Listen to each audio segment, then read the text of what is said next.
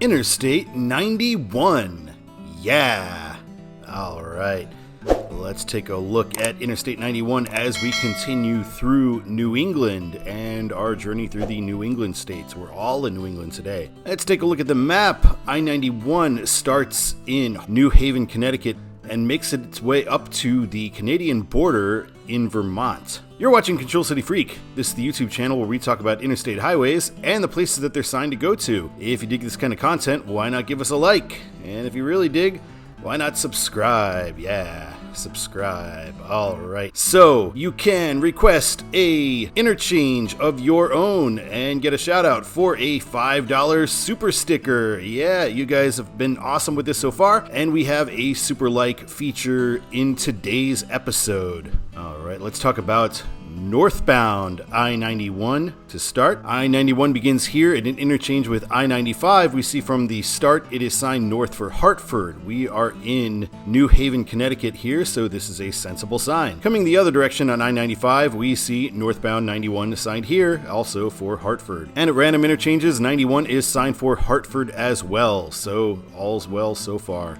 Here we're meeting 691, or rather 691. We might not have a direct interchange with 691 here, and we are still on 91 North Hartford. And we see the overhead signs maintain this as we continue forward. We're now nearing Hartford, so now we're on North 91 to West 84.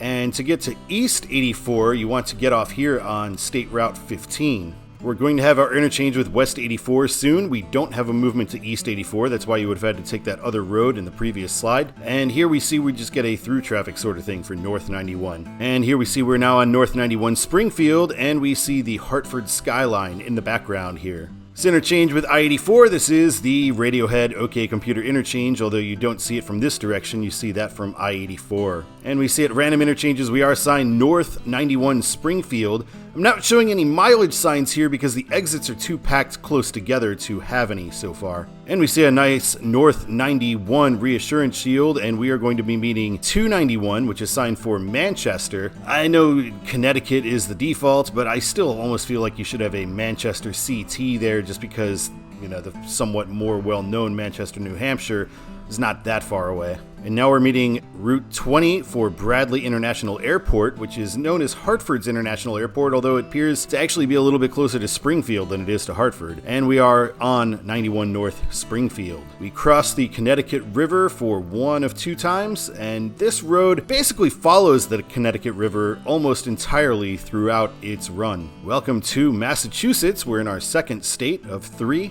And we do get an overhead mileage sign after we cross into Massachusetts, and we see Springfield is only 4 miles away. It's pretty close to the border, so we get 2 cities beyond Springfield and Brattleboro, Vermont on the bottom line here. Here's a look at downtown Springfield. Nicer than one would expect, and it is right here on the side of I-91. And we see we're going to have an interchange for 291 and 290 for Boston. Here we meet 391, and from this point 91 is signed north for Greenfield, which originally I did not agree with at all. After looking at it, Greenfield actually is considerably larger than Brattleboro, and in fact, Greenfield is by far the largest city that 91 will pass through for the rest of its length. So I suppose we get a pass here on a relatively unknown city. And we meet I-90, and it is going to be signed for Boston and Albany, as it is basically throughout the Mass Pike. At random interchanges, we get 91 North for Greenfield and Brattleboro. So Brattleboro is on these signs here, so that's helpful. And before meeting Greenfield, Brattleboro is still on the bottom line, so it's almost kind of the real control city here. And we do get a nice overhead for Brattleboro here. We meet Massachusetts Route 2, Mass Ave for Boston, and we continue north on 91 North Brattleboro. At random interchanges, we get 91 North Brattleboro and White River Junction. And welcome to Vermont. Vermont is doing its usual thing of half measures. We have exit 1, an ordinal exit, but milepost exit 7. I don't know why they don't just switch it to exit 7 entirely, but this is basically the first exit in Vermont, and it is for Brattleboro. If you get off at this exit, there's a little Vermont candy shop souvenir sort of thing, which I think is the only place in Vermont that I have ever been to. I briefly drove through Brattleboro on a trip, but I was only in Vermont for maybe 20 minutes. And we see White River Junction is on the bottom line here. Not a great choice since it's only a couple of thousand people. In Vermont, it doesn't take much, and it is one of the only 2 interstate junctions in Vermont, and the most useful one going in this direction, so I suppose it will work. We meet I-89 north for Montpelier. I do feel like Burlington should be on that sign too. I mean, sure, Montpelier is the capital, sign it fine, but Burlington is far and away the largest city that any of these roads are going to be meeting, so it should be on that overhead. And 89 south for Concord and H. 91, if you'll remember from the I-89 video, is signed north for White River Junction from I-89, which I feel is silly because the intersection itself is kind of the most important thing about White River Junction, and especially if the fact when we look at the sign here, when we're on 91, the proper exit for White River Junction is only 1/3 of a mile north of that interchange, so it should not be signed on I-89 for White River Junction. And from that US 5 exit, we are now signed for North 91 St. Johnsbury, which, again, not that much of a city, but there is an interstate junction there, and for Vermont, that is good enough. St. Johnsbury, fairly far away by New England standards, 54 miles here. It's a nice road, I-91, quite scenic, driving through Vermont, as all the Vermont roads seem to be. And in St. Johnsbury, we are meeting 93, so we get 93 south for Littleton, New Hampshire, which I do think is good to sign it that way going northbound on 91 and not, something bigger like a Concord or a Manchester, because you wouldn't have driven all the way up to St. Johnsbury just to loop back around on I-93. 93 goes basically due east to Littleton, so that is a sensible sign, I feel like, for southbound 93 from northbound 91. And on I-93, 91 is signed south for White River Junction and north for St. Johnsbury, which is the same problem we had with I-89 in White River Junction. St. Johnsbury is just a little bit further ahead, and it is in fact the next exit. Most important thing about St. Johnsbury, so far as most traffic would be concerned, is this intersection. But then again, what are you going to sign north of St. Johnsbury? We get Newport at random interchanges. This is the first I'd ever heard of Newport, Vermont. Fine town, I'm sure. And Newport will be on the bottom line until we get there. Here's our exit for Newport. And completely unsurprisingly, there is no overhead. Newport's not a big enough town to warrant one. Probably shouldn't be a control city. And we see this faded sign, North 91 is signed for Canada when we are in Newport. I think this is a pretty good sign here. So we're getting Derby Line, one of the last cities in Vermont, signed here, and then Sherbrooke and Montreal. I think Canada is the best control city from this point on I-91 because Sherbrooke is the closest sort of big city, but it's also not really that famous. And Montreal, much more famous, but you probably would have taken I-89 if you were going to Montreal. But anyway, you don't go the same direction once you're in Canada to get to Sherbrooke or Montreal. So I think just signing Canada is the way to go here. Here's our last exit for Derby Line, and we just get Canada straight up here, which is a good choice. And here is our Canadian Immigration Customs facility that we passed through. All right, let's talk about southbound I-91. So we're going to start back up in Canada again. We get a southbound 55 auto route. I believe it's called auto route in Quebec. And 91 is signed up there as well. So we see 91 for Vermont. And since we saw 91 doesn't really pass through any particular metros in Vermont, just signing Vermont I think is the way to go. Here's our last exit pull-off before we get to the US border when we are on that auto route 55. And here's a look at the US border from the road right before it. We got our exit for Derby Line, and we're assigned initially as South 91 Newport, which I think is not a good choice at all.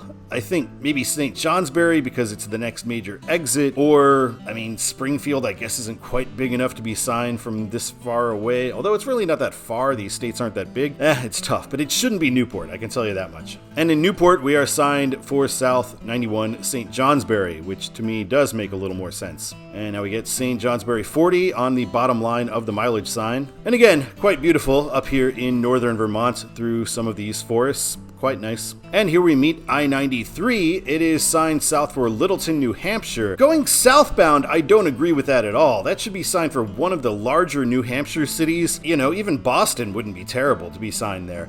shouldn't be signed for Littleton, New Hampshire from here because that's a pretty small place, and probably a lot of 91 southbound traffic splitting off to 93 to go to those larger New Hampshire metros or to Boston. And now we see White River Junction is on the bottom line. It is 58 miles away. And we'll move on to White River Junction. We get 89 South Concord NH once again, 89 North Montpelier, but we do not get a pull through for I-91 southbound. On I-89, we do see that 91 is signed for White River Junction, which is for northbound, and Brattleboro for southbound. So yeah, Brattleboro, again, not that big of a place, but by Vermont standards, I suppose it does the job. And now we see Brattleboro 53 if you turn right, and Brattleboro is on the bottom line here. In Brattleboro, it is signed for Springfield, Mass. So they skip Greenfield. I think that is the right move. And now we're getting Greenfield on the second line and Springfield on the third line. And we get MA on all three of those things on that sign because there are no more exits in Vermont after passing Brattleboro.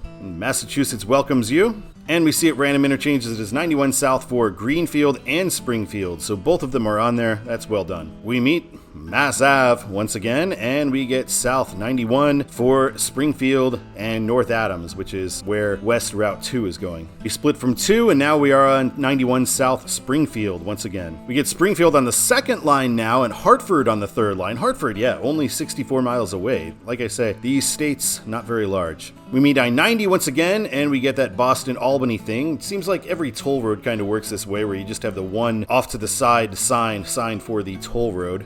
And here is our other crossing of the Connecticut River. Here we get East 291 to 90 for Boston, and we get Hall of Fame Avenue, downtown Springfield, coming up soon. Here is the Basketball Hall of Fame. I drove by it one time, but unfortunately I did not have time to stop, but I should have. I imagine it's probably at least the second best Basketball Hall of Fame in the country, after the Kansas Basketball Jayhawks Hall of Fame in Allen Fieldhouse. And at urban interchanges here in Springfield, we see 91 North for Springfield and Chicopee, 91 and 5 South for Longmeadow and Hartford. So 5's control cities are on there as well. And here we get a sign that was requested by Mike DiMauro and Mike's Mission, and that is for North US 5 to Route 57, Agawam, Massachusetts, exit 3 in Massachusetts. And we get this little Connecticut welcomes you sign just put up on top of this Enfield sign.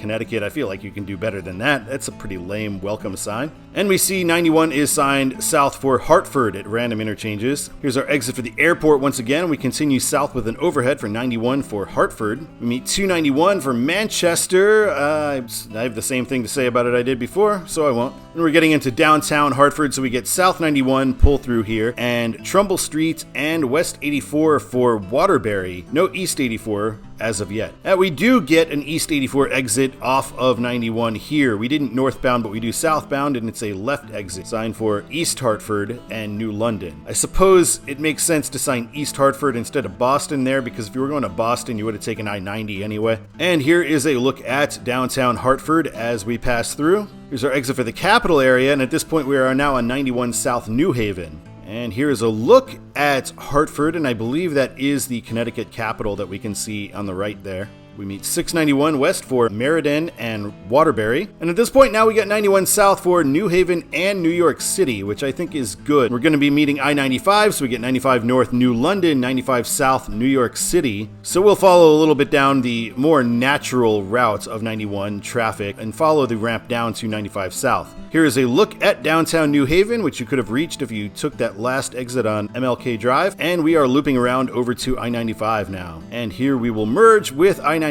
Looks like a lot of traffic heading over to New York from this point. All right, now it's time for Todd's The Way It Should Be for Interstate 91. I'm going to say the way it should be. Northbound, Hartford is the correct choice. Then Springfield, those are easy.